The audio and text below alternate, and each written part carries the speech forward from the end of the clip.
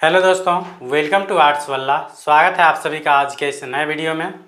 जैसा कि आप लोगों को पता होगा, जो हम लोग क्रैश कोर्स की श्रेणी में है, आज हम लोग देखने वाले हैं 12th के हिस्ट्री का ये चैप्टर नंबर 2 होगा। इससे पहले हम लोग चैप्टर नंबर 1 देख चुके हैं। अगर आप लोग वो वीडियो नहीं देखे हैं तो चैनल पे जाइए, वहाँ मैंने प्लेलिस्ट बना दिया है, वहाँ से आप लोग आसानी से चैप्टर बाय चैप्टर देख सकते हैं।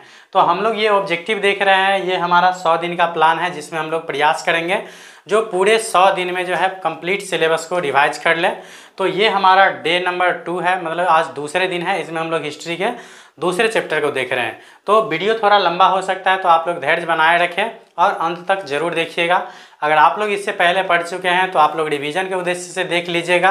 अगर आप अभी तक नहीं पढ़े हैं तो भी कोई घबराने की बात नहीं है। अगर आप वीडियो को अंत तक देख लेते हैं तो निश्चित रूप से आप लोगों को एक वीडियो में एक चैप्टर पूर्णतः कंप्लीट हो जाएगा। तो चलिए शुरू करते हैं। तो बढ़ते हैं हम लोग क्वेश्चन की ओर। तो देखिए, हमारा पहला जो क्वेश्चन है ये है, फूट डालकर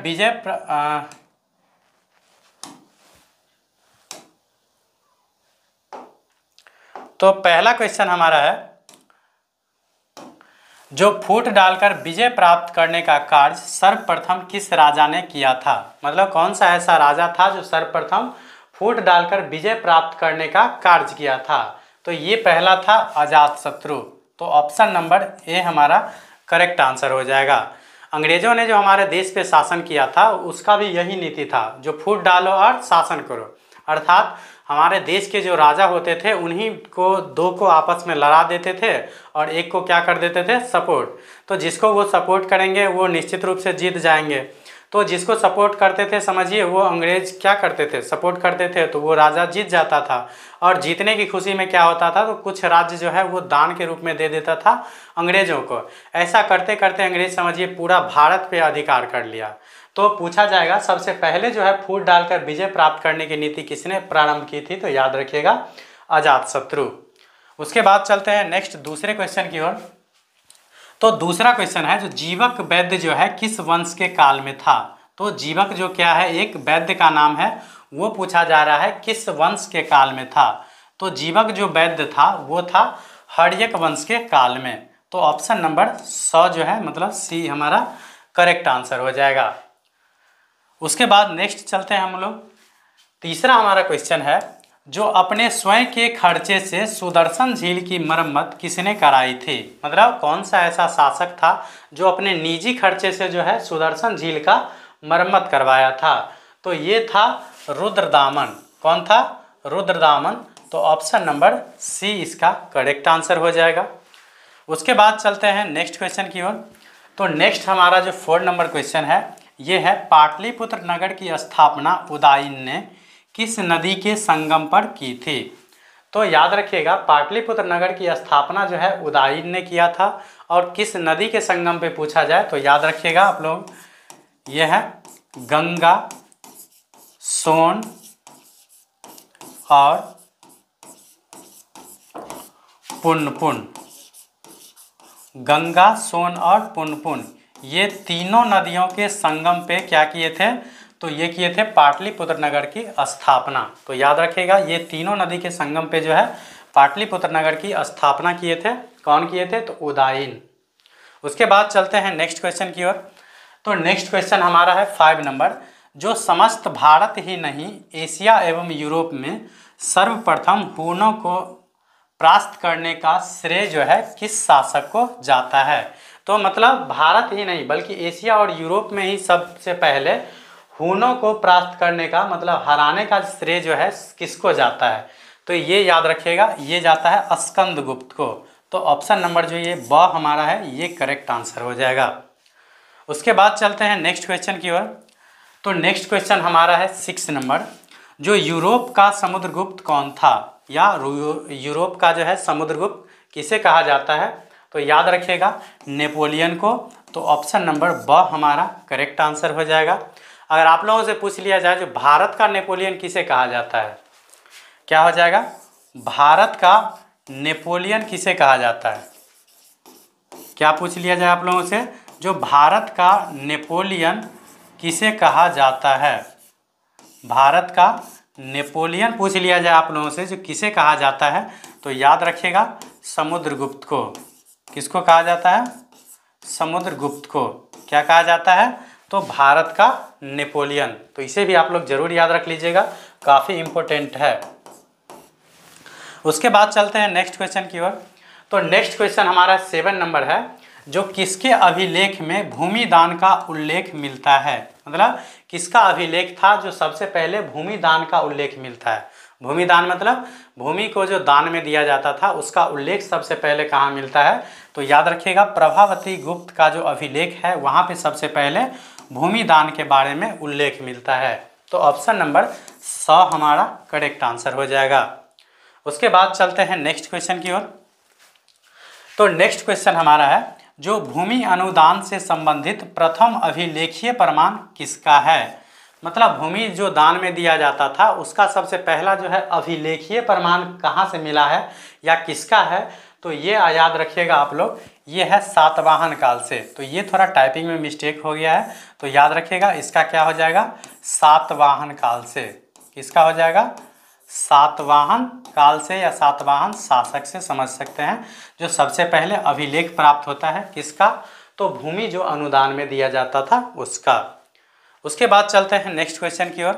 तो नेक्स्ट क्वेश्चन हमारा है 9 नंबर, जो 510 ईस्वी में सती प्रथा के साक्ष्य वाला प्रथम अभिलेख कहाँ से मिलता है? मतलब 510 ईस्वी में जो है सती प्रथा वाला पहला अभिलेख जो है वो उसका प्रूफ कहाँ से मिलता है? तो ये याद रखना है आप लोगों को, एरन सागर। ये सागर जो है कहाँ पे पड़ता है? तो ये पड़ता है मध्य प्रदेश में। कहाँ पड़ता है? मध्य प्रदेश में। तो मध्य प्रदेश का जो है सागर क्या है? एक जिला है। मध्य प्रदेश का सागर क्या है? एक जिला है, जहाँ पे एरन के अभिलेख से सबसे पहले सती प्रथा का उल्लेख मिलता है। तो अगर सती प्रथा आप लोगों को पता है तो चलिए मैं बता देता हूँ। जो सती प्रथा क्या होता था? तो सती प्रथा एक ऐसा प्रथा था जिसमें अगर किसी महिला का समझिए पति मर जाता था या उसकी पति का एक्सपायर हो जाता था, तो उस महिला को समझिए या तो स्वेच्छा से उसी अग्नि में जलना है, या अगर स्वेच्छा से नहीं जले तो उसको क्या किया जाता था? जबरदस्ती हाथ पांव बांध के और उसी में उसको जला दिया जाता था। इस प्रथा को बोला जाता है सती प्रथा। तो इस प्रथा का जो सबसे पहला उल्लेख मिलता है ये मध्य प्रदेश का जो सागर जिला है उसके एरन से। उसके बाद चलते हैं नेक्स्ट क्वेश्चन की ओर। तो नेक्स्ट क्वेश्चन हमारा 10 नंबर है, जो किस शिलालेख से अशोक द्वारा कलिंग विजय का पता चलता है? तो ये थोड़ा टाइपिंग सब मिस्टेक हो गया है, तो इसमें थोड़ा मैनेज कर लीजिएगा क्योंकि टाइपिंग भी मुझे ही करना पड़ता है। तो बोला जा रहा है किस शिलालेख से जो है अशोक द्वारा कलिंग विजय का पता चलता है? मतलब कौन सा ऐसा शिलालेख है जिससे यह पता चलता है जो अशोक ने कलिंग पे विजय प्राप्त किया था? तो ये याद रखिएगा, 13वां शिलालेख। तो ऑप्शन नंबर द इसका करेक्ट आंसर हो जाएगा। अगर पूछ लिया जाए आप लोगों को कलिंग का युद्ध कब हुआ था, तो याद रखना है आप लोगों को 261 ईसा पूर्व में। 261 ईसा पूर्व में क्या हुआ था? कलिंग का युद्ध हुआ था जिसमें अशोक विजय प्राप्त हुए थे। और इसका उल्लेख जो है कहाँ मिलता है? तो अशोक के 13वें अभिलेख में। उसके बाद चलते हैं नेक्स्ट क्वेश्चन की ओर। तो नेक्स्ट क्वेश्चन हमारा है 11 नंबर, जो किस विद्वान ने मात्र अभिलेखों के आधार पर अशोक का इतिहास लिखने का साध्य प्रयास किया था? मतलब कौन सा ऐसा इतिहासकार था जो मात्र अभिलेख के आधार पर ही अशोक के पूरे जीवनी का इतिहास लिख दिया था? तो ये जो महान विद्वान थे, मतलब इतिहासकार थे, ये था देवदत्त रामकृष्ण भंडारकर, इनका पूरा नाम होगा। तो ऑप्शन नंबर द हमारा करेक्ट आंसर हो जाएगा। मतलब देवदत्त रामकृष्ण भंडारकर महोदय ऐसे इतिहासकार थे जो मात्र अभिलेख के आधार पर ही अशोक के संपूर्ण जीवन का इतिहास लिख दिए थे। अगर आप लोगों को इसका PDF चाहिए तो आप लोग टेलीग्राम पे सर्च कर लीजिएगा। टेलीग्राम पे सर्च कर लीजिएगा आर्ट्सवाला07। क्या सर्च करना है? आर्ट्सवाला07। उसके बाद फॉलो करके मुझे मैसेज कीजिएगा सर PDF चाहिए, तो आप लोगों को PDF मिल जाएगा। उसके बाद चलते हैं नेक्स्ट क्वेश्चन की ओर। तो नेक्स्ट हमारा 12 नंबर है, जो मौर्य कला का निम्न में से कौन सा सर्वाधिक महत्वपूर्ण नमूना है? तो मौर्य कला का जो सर्वाधिक महत्वपूर्ण नमूना कौन सा है? तो ये आप लोगों को याद रखना है, ये है सबसे महत्वपूर्ण नमूना जो है, ये है स्तंभ। तो ऑप्शन नंबर द हमारा करेक्ट आंसर हो जाएगा। उसके बाद चलते हैं नेक्स्ट क्वेश्चन की ओर। तो नेक्स्ट क्वेश्चन हमारा है, जो इंडिका की रचना किसने की थी? तो इंडिका की रचना जो किए थे, ये किए थे मेगास्थनीज। याद रखिएगा, मेगास्थनीज जो है एक यूनानी राजदूत थे, एक यूनानी राजदूत थे। क्या याद रखना है? जो मेगास्थनीज, इंडिका की रचना किसने की? मेगास्थनीज, जो एक कौन थे? तो यूनानी राजदूत। उसके बाद चलते हैं नेक्स्ट क्वेश्चन की ओर। तो नेक्स्ट क्वेश्चन हमारा है, जो प्रयाग प्रशस्ति की रचना किसने की? तो प्रयाग प्रशस्ति का जो दूसरा नाम याद रखना है आप लोगों को, ये याद रखना है इलाहाबाद स्तंभ लेख। क्या याद रखना है? इलाहाबाद स्तंभ लेख। मतलब प्रयाग प्रशस्ति लिखा जाए या इलाहाबाद स्तंभ लिखा जाए, पूछेगा इसकी रचना किसने किया था? तो याद रखिएगा ये थे हरिसेन। तो ऑप्शन नंबर स इसका करेक्ट आंसर हो जाएगा। और पूछेगा प्रयाग प्रशस्ति से जो है किस शासक के बारे में पता चलता है? तो ये याद रखिएगा समुद्रगुप्त के बारे में। किसके बारे में पता चलता है? तो समुद्रगुप्त के बारे में पता चलता है, क्योंकि ये दरबारी कवि थे। हरिसेन जो है ये समुद्रगुप्त के दरबारी कवि थे, इसलिए प्रयाग प्रशस्ति जो इन्होंने लिखा था उसमें किसके बारे में वर्णन है? तो समुद्रगुप्त के बारे में। उसके बाद चलते हैं नेक्स्ट क्वेश्चन की ओर। तो नेक्स्ट क्वेश्चन हमारा 15 का है, जो गुप्तों के काल में कौन चीनी यात्री भारत आया था? मतलब कौन से ऐसे चीनी यात्री थे जो गुप्त के काल में आया था? तो ये याद रखिएगा आप लोग, फाहियान। तो ऑप्शन नंबर ब इसका करेक्ट आंसर हो जाएगा। ह्वेनसांग के बारे में आप लोग याद रखिएगा, जो ये आए थे हर्षवर्धन के काल में। किसके काल में आए थे? हर्षवर्धन के काल में कौन आए थे? तो ह्वेनसांग। उसके बाद चलते हैं नेक्स्ट क्वेश्चन की ओर। तो नेक्स्ट क्वेश्चन हमारा 16 का है, जो भारतीय इतिहास का कौन सा काल स्वर्ण काल के नाम से जाना जाता है? तो भारतीय इतिहास का जो है ये गुप्त काल जो है किस नाम से जाना जाता है? तो स्वर्ण काल के नाम से जाना जाता है। तो ऑप्शन नंबर ब इसका करेक्ट आंसर हो जाएगा। स्वर्ण काल के नाम से इसीलिए जाना जाता है क्योंकि इस टाइम में जो है स्वर्ण के काफ़ी ज़्यादा सिक्के प्रचलित था, इसलिए गुप्त काल को स्वर्ण काल के नाम से जाना जाता है। उसके बाद चलते हैं नेक्स्ट क्वेश्चन की ओर। तो नेक्स्ट जो हमारा 17 नंबर क्वेश्चन है, ये है अशोक किस वंश का शासक था? तो अशोक जो है ये किस वंश का शासक था? तो याद रखिएगा ये था मौर्य वंश का शासक। तो ऑप्शन नंबर ब इसका करेक्ट आंसर हो जाएगा। उसके बाद नेक्स्ट क्वेश्चन हमारा है, जो कौटिल्य किसकी रचना है? तो कौटिल्य की कीर्ति है। तो कौटिल्य किसने लिखा था? मतलब कौटिल्य जो है ये एक लेखक है, इन्होंने क्या लिखा था? तो कौटिल्य या चाणक्य या विष्णुगुप्त ये लिखे थे अर्थशास्त्र। क्या लिखे थे? अर्थशास्त्र।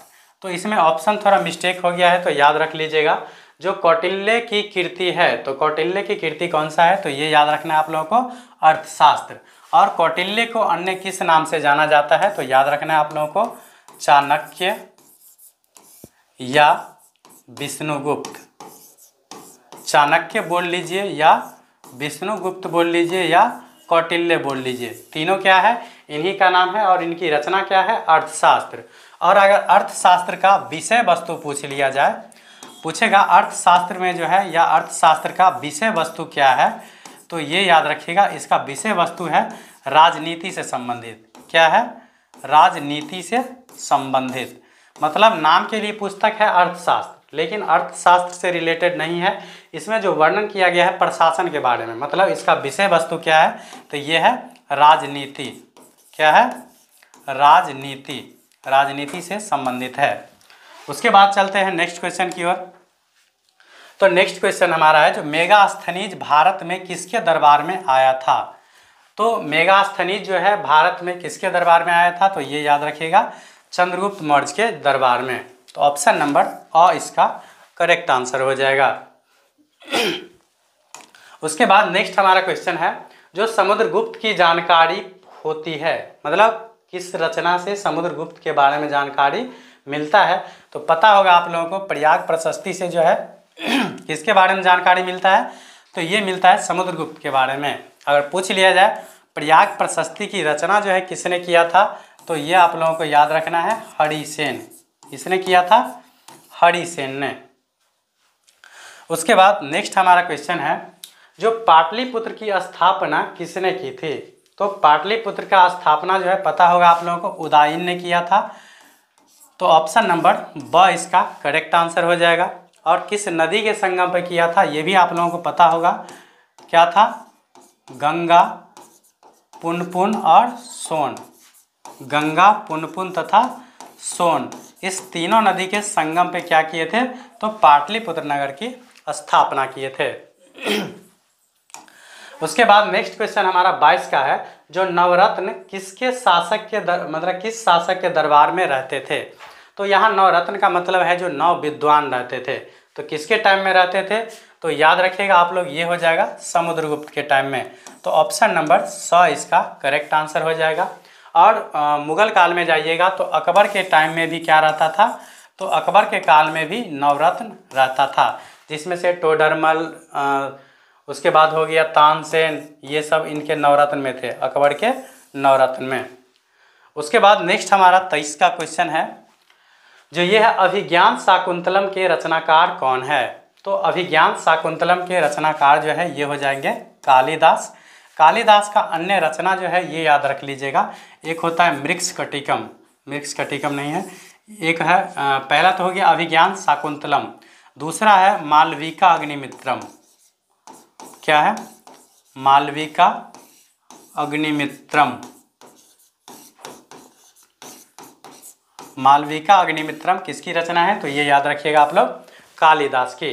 उसके बाद अश्वघोष का पुस्तक का नाम क्या है? तो अश्वघोष के पुस्तक का नाम क्या है? बुद्धचरित। क्या है? बुद्धचरित। और कौटिल्य का पता होगा आप लोगों को, क्या है? तो ये है अर्थशास्त्र। क्या है? अर्थशास्त्र। और बाणभट्ट, बाणभट्ट का याद नहीं आ रहा है, आगे बता देंगे। उसके बाद चलते हैं नेक्स्ट क्वेश्चन की ओर। तो नेक्स्ट हमारा है, जो प्रयाग प्रशस्ति का संबंध किस गुप्त शासक से है? मतलब प्रयाग प्रशस्ति से जो है किस गुप्त शासक के बारे में जानकारी मिलता है? तो ये पता होगा आप लोगों को, ये हो जाएगा समुद्रगुप्त। तो ऑप्शन नंबर ये 100 होना चाहिए यहाँ पे, तो ये समुद्रगुप्त इसका करेक्ट आंसर होगा। उसके बाद चलते हैं नेक्स्ट क्वेश्चन की ओर।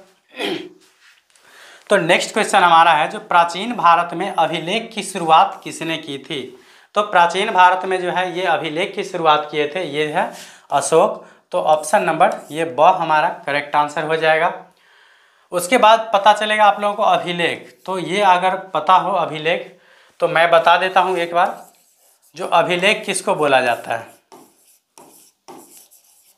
तो अभिलेख में याद रखिएगा, जो पत्थर या चट्टान पे, पत्थर या चट्टान या कोई भी ठोस वस्तु पे, कोई भी ठोस वस्तु पर जो है खुदाई करके लिखा जाता था।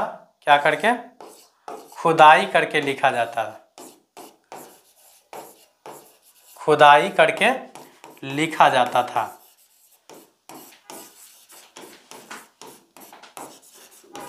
तो पूछेगा आप लोगों से, जो अभिलेख किसको बोलते हैं? तो याद रखिएगा, कोई भी ठोस सतह पे जब खुदाई करके लिखा जाता है, मान लीजिए पत्थर हो या कोई मिट्टी का सतह हो, जिसका ठोस भाग पे मतलब एक प्रकार से क्या करते हैं, उसको काट करके लिखा जाता है, तो उसको क्या बोला जाता है? अभिलेख, मतलब खुदवा के लिखा जाता है। उसके बाद चलते हैं नेक्स्ट क्वेश्चन की ओर। तो नेक्स्ट हमारा 26 का है, जो किस शासक को प्रियदर्शी कहा गया है? तो अशोक का जब अभिलेख पढ़िएगा तो एक अभिलेख में उसको प्रियदर्शी कहा गया है, तो ये कहा गया है किसको? तो अशोक को। तो ऑप्शन नंबर अ इसका करेक्ट आंसर हो जाएगा। उसके बाद चलते हैं नेक्स्ट क्वेश्चन की ओर। तो नेक्स्ट जो हमारा क्वेश्चन है 27 का, जो ये है मौर्य काल के टकसाल का प्रधान कौन होता था? तो टकसाल जो होता था ये होता है सिक्के बनाने का एक मशीन समझ सकते हैं, मतलब सिक्के जहाँ बनते थे उसको क्या बोला जाता था? टकसाल। तो टकसाल के अध्यक्ष या प्रधान को क्या बोला जाता है? तो इसको बोला जाता है लक्षणा अध्यक्ष। तो द इसका करेक्ट आंसर हो जाएगा। उसके बाद इसमें मुद्रा अध्यक्ष जो था, मुद्रा अध्यक्ष था, ये था मुद्रा अध्यक्ष, और एक था पान्य अध्यक्ष। तो पान्य अध्यक्ष जो था ये था वित्त विभाग का अध्यक्ष। क्या था? वित्त विभाग का। और ये जो है इसको बोलते हैं पासपोर्ट या वीजा बोलते हैं, वीजा विभाग का। तो इसको बोला जाता है मुद्रा अध्यक्ष और इसको बोला जाता है पन्याध्यक्ष। मेन याद रखना है, टकसाल के अध्यक्ष को क्या बोला जाता था, तो ये याद रखिएगा, लक्षणा अध्यक्ष। उसके बाद चलते हैं नेक्स्ट क्वेश्चन की ओर। तो नेक्स्ट क्वेश्चन हमारा है, जब पतंजलि के महाभाष्य से किसकी जानकारी मिलती है। तो पतंजलि के महाभाष्य से जो है किसके बारे में जानकारी मिलती है, तो ये याद रखिएगा आप लोग, पतंजलि के महाभाष्य से। ये इसमें थोड़ा कन्फ्यूजन लग रहा है, तो पतंजलि के महाभाष्य से किस के बारे में जानकारी मिलता है, तो इसका जवाब आप लोग कमेंट बॉक्स में मुझे बताइएगा। उसके बाद चलते हैं नेक्स्ट क्वेश्चन की ओर। तो नेक्स्ट क्वेश्चन हमारा है, रिपीट हो गया है इसको, तो आप लोगों को इसका जवाब कमेंट में बताना है। उसके बाद चलेंगे नेक्स्ट क्वेश्चन की ओर। तो धम्म महामात्रों को किसने नियुक्त किया था। तो धम्म महामात्र बोल सकते हैं या इसको बोल सकते हैं एक प्रकार से धर्म प्रचारक, जो धम्म को प्रचार करते थे। तो इसकी नियुक्ति किए थे कौन, अशोक। तो ऑप्शन नंबर ब इसका करेक्ट आंसर हो जाएगा। अशोक जब कलिंग युद्ध के बाद क्या करते हैं, तो बौद्ध धर्म अपनाते हैं, तो उसके बाद क्या करते हैं, इन्होंने धम्म की नियुक्ति करते हैं, जिसमें कुछ महत्वपूर्ण बिंदु को उन्होंने दर्शाता है, और उसका मतलब धम्म महामात्र का जो काम होता है वो क्या करता है, तो इसका धम्म को प्रचार करना, और इसमें जो मेन तथ्य सब होता है, महत्वपूर्ण बातों सब होता है, उसको आम आदमी तक पहुंचाना। तो याद रखिएगा, धम्म महामात्रों की नियुक्ति किसने किया था, तो ये किए थे अशोक ने। उसके बाद चलते हैं नेक्स्ट क्वेश्चन की ओर। तो नेक्स्ट क्वेश्चन हमारा है, अर्थशास्त्र एवं इंडिका से किस राजवंश के बारे में जानकारी मिलती है। तो अर्थशास्त्र और इंडिका दोनों से जो है किस वंश के बारे में जानकारी मिलती है, तो ये मिलता है मौर्य वंश के बारे में। उसके बाद अर्थशास्त्र का लेखक पता होगा आप लोगों को कौन है, तो कौटिल्य या चाणक्य या विष्णुगुप्त, तीनों में से कुछ कह लीजिए, तीनों एक ही है। उसके बाद इंडिका के लेखक आप लोगों को पता होगा, इंडिका के लेखक कौन है, तो ये है मेगास्थनीज। कौन है, मेगास्थनीज।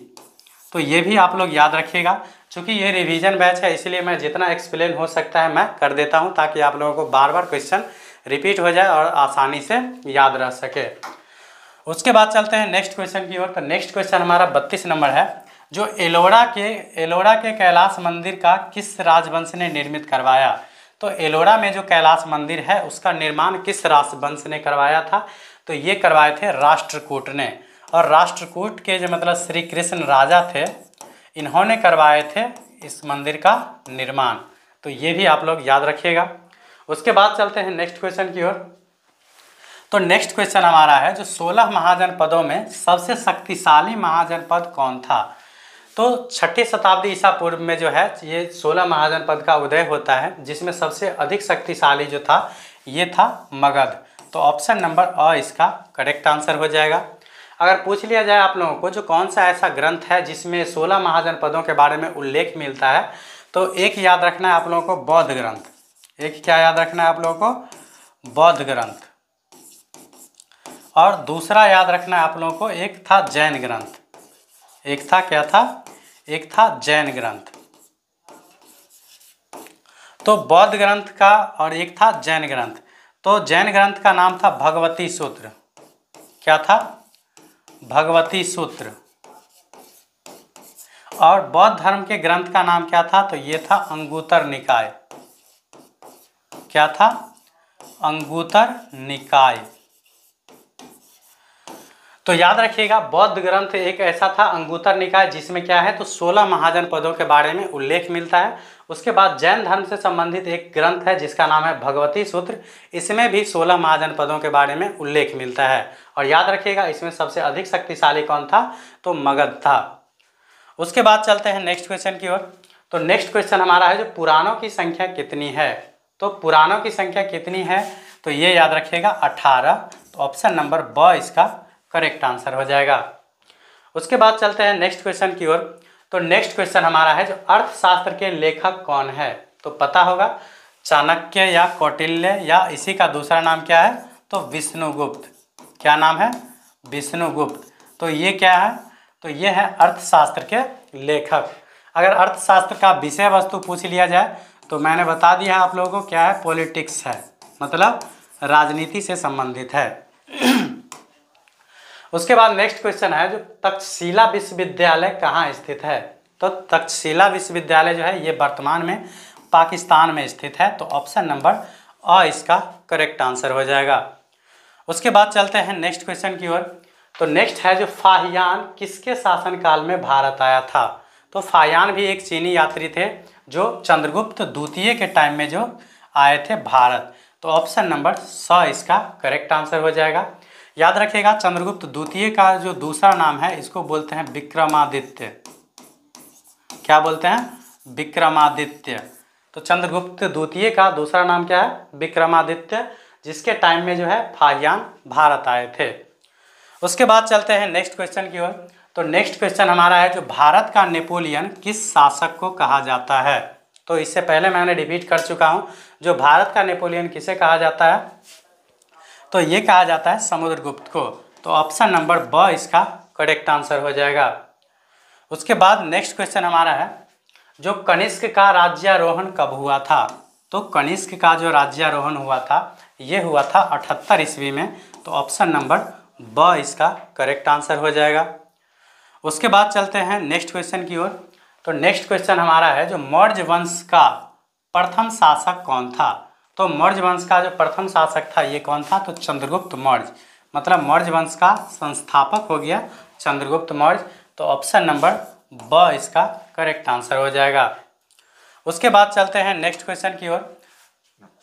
तो नेक्स्ट क्वेश्चन हमारा जो मेगास्थनीज कौन था। तो पता होगा मेगास्थनीज एक क्या थे, तो एक थे राजदूत।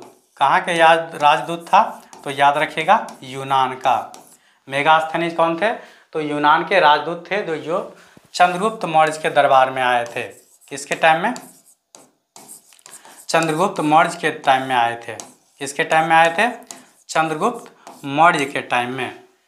उसके बाद चलते हैं नेक्स्ट क्वेश्चन की ओर। तो नेक्स्ट क्वेश्चन हमारा 42 है जो धम्म की शुरुआत किसने की थी। तो बताए थे जो धम्म की शुरुआत किए थे किसने, तो ये किए थे अशोक ने। उसके बाद चलते हैं नेक्स्ट क्वेश्चन की ओर। तो नेक्स्ट क्वेश्चन हमारा है जो मौर्य वंश का या मौर्य साम्राज्य का तृतीय शासक कौन था। मौर्य साम्राज्य का तृतीय शासक कौन था, तो पता होगा आप लोगों को मौर्य साम्राज्य के जो संस्थापक थे ये थे चंद्रगुप्त मौर्य। तो ये हो गए मौर्य वंश का प्रथम शासक। उसके बाद चंद्रगुप्त मौर्य का जो पुत्र था उसका नाम क्या था, बिंदुसार। क्या था? बिंदुसार। तो ये हो गया दूसरा। उसके बाद तीसरा शासक हो गया अशोक। तो ये याद रखिएगा, पहला शासक चंद्रगुप्त मौर्य, दूसरा हो गया बिंदुसार और तीसरा हो गया अशोक। तो आप लोगों को कन्फ्यूजन होगा बिंदुसार और बिंबिसार में। एक का नाम है बिंबिसार। क्या नाम है?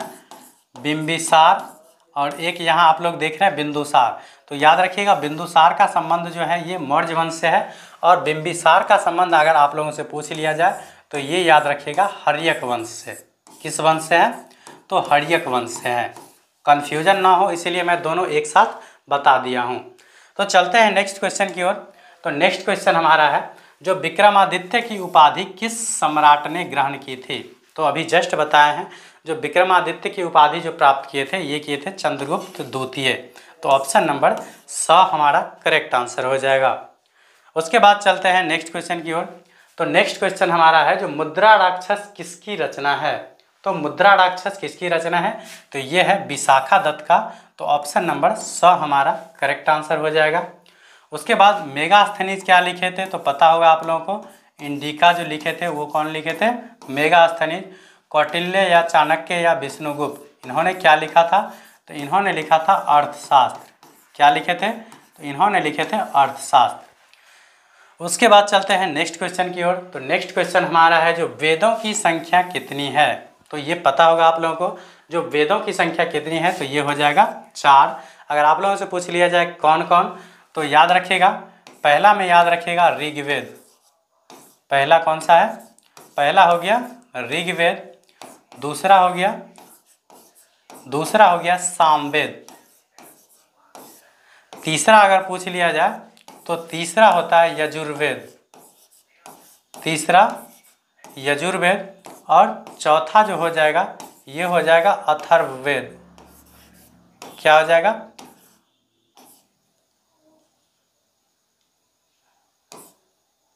दूसरा यजुर्वेद, तीसरा यजुर्वेद है और चौथा क्या हो जाएगा, तो ये हो जाएगा अथर्ववेद। क्या हो जाएगा, अथर्ववेद। तो वेदों की संख्या कितनी हो गई, 4 ऋग्वेद, सामवेद, यजुर्वेद और अथर्ववेद। अगर इसमें पूछ लेगा सबसे प्राचीन कौन सा है तो याद रखिएगा ऋग्वेद जो है ये सबसे क्या है प्राचीन। प्राचीन का मतलब क्या होता है पुराना, मतलब सबसे पुराना वेद अगर पूछ लिया जाए तो ऋग्वेद हो जाएगा, और सबसे नवीनतम वेद पूछ लिया जाए तो ये हो जाएगा अथर्ववेद, ये नवीनतम वेद हो जाएगा। याद रखिएगा अथर्ववेद क्या हो जाएगा सबसे नवीनतम। तो ये तो हो गया वेद की संख्या। अगर आप लोगों से वेदांग पूछ लिया जाए, क्या पूछेगा, पूछेगा वेदांग की संख्या कितनी है, तो वेदांग की संख्या आप लोगों को याद रखना है 6 है।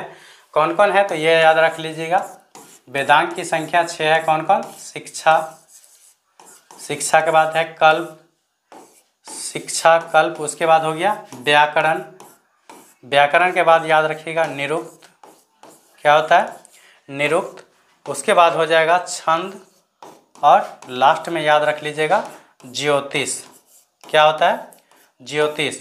तो वेद की संख्या पूछा जाए तो याद रखिएगा 4, और वेदांग की संख्या पूछ लिया जाए तो याद रखिएगा 6। नाम याद रख लीजिएगा शिक्षा कल्प, व्याकरण, निरुक्त, छंद और ज्योतिष। उसके बाद चलते हैं नेक्स्ट क्वेश्चन की ओर। तो नेक्स्ट क्वेश्चन हमारा है 47 का, जो मौर्यकालीन टकसाल का प्रधान कौन होता था। तो ये पिछले क्वेश्चन में मैं बता चुका हूँ, ये होता है लक्षणाध्यक्ष। मतलब मौर्य टाइम में जो सिक्का छापने वाला होता था ना, उसके अध्यक्ष को क्या बोला जाता था, तो याद रखिएगा लक्षणाध्यक्ष। उसके बाद चलते हैं नेक्स्ट क्वेश्चन की ओर। तो हमारा क्वेश्चन जो था ये 47 तक ही था। तो इस प्रकार से मैंने आप लोगों को आज के इस वीडियो में जो है चैप्टर नंबर 2 से रिलेटेड जो है कंप्लीट ऑब्जेक्टिव बताने का प्रयास किया हूँ, और साथ ही साथ ये भी बताने का प्रयास किया हूँ जो कॉन्सेप्ट हो उसे भी मैं बताने का प्रयास किया हूँ। तो आप लोग लास्ट में ज़रूर बताया कीजिए जो आप लोगों को यह वीडियो कैसा लगे।